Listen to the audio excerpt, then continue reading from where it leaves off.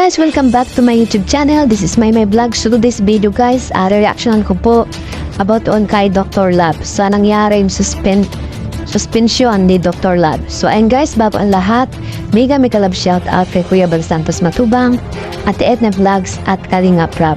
At sa buong Team Merg, ayan, pakasuportahan niyo po si Tita Amy at sa buong Kalingap, mga masipag dyan na Kalinga partners, charity vloggers, ayan, pakasuportahan niyo po sila at ang mga kasamahan ko po sa Team Merg. So and guys, no, nasuspindi po si Dr. Love.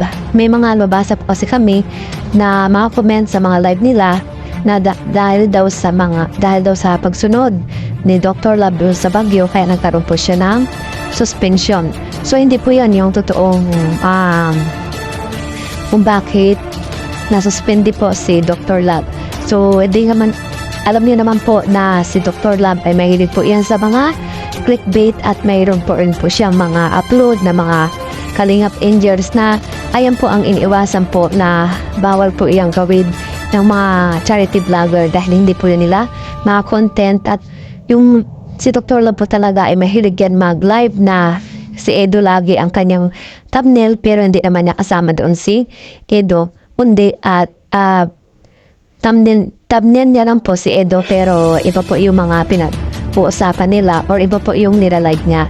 So mahilig po si Dr. Love sa clickbait, kaya isa rin po iyan sa dahilan kung bakit po si Dr. Love ay nasuspende. So sana po maunawaan yung lahat. Ang ginagawa po ng Team Merg ay para po sa Kalingap, sa kapayapaan at wala na pong gulo ang Kalingap, at yung mga pasaway po ay aming sasawayin. So suportahan nyo na lang po ang Team Merg para naman po ito ay kay Kuya Bal at sa buong Team Kalingap. So nandito pa ang Team Merg para po patulungan si Kuya Bal dahil po yung iba po ay talagang abusado na, at alam naman natin mga Kalingap viewers na ang iba ay revenue at views lang ang kailangan nila at hindi po talaga yung pag-charity yung nasa puso nila.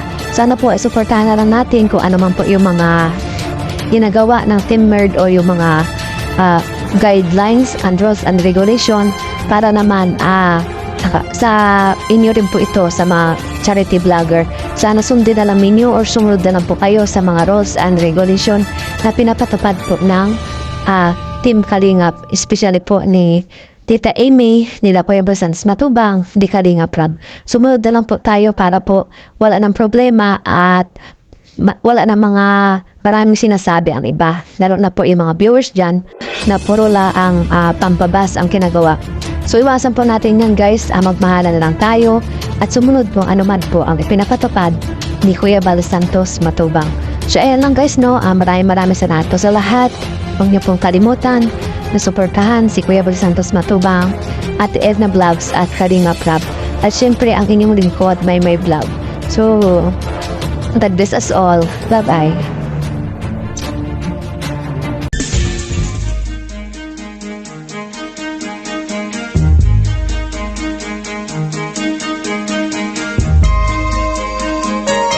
Ito ang palatuntunang tunay na lingkod bayan. Ang programang tututo sa kapakanan ng mga mamamayang kapos sa kapalaran. Si Kuya Bal Santos Matubang, ang inyong katuwang. Si Kuya Bal, kasangga sa kahirapan, kaagapay sa kalusugan, kakampi ng mga inaapi.